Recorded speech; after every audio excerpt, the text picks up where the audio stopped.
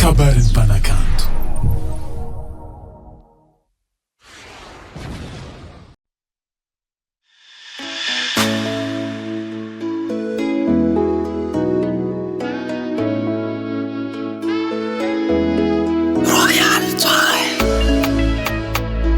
Mix Case.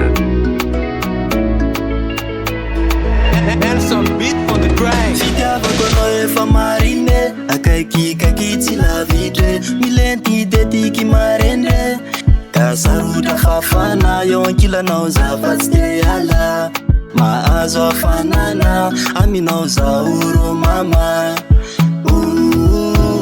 Sady ankilanao azamanay bebe de zao ankilanao satsy akaikinao mamiloatra ny anilanao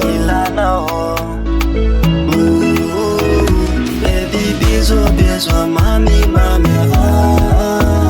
sikaro mipeta kole baby bizo mami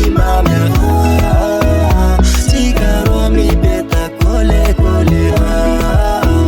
yako ano you love is a tutu ankota no you saraiku ravun kazo anawine javela kwa lazo flera maniti marine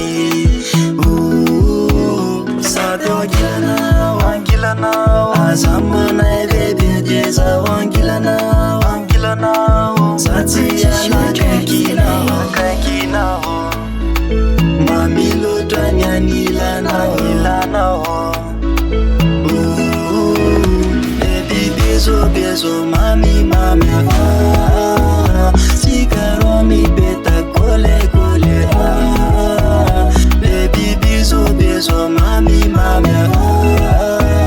sikaro mipeta kole Nelson beat on the grind. baby bizo mami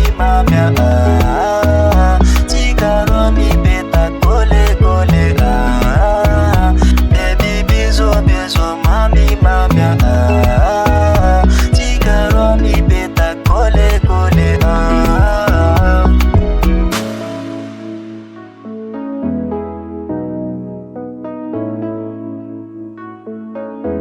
Mix Case.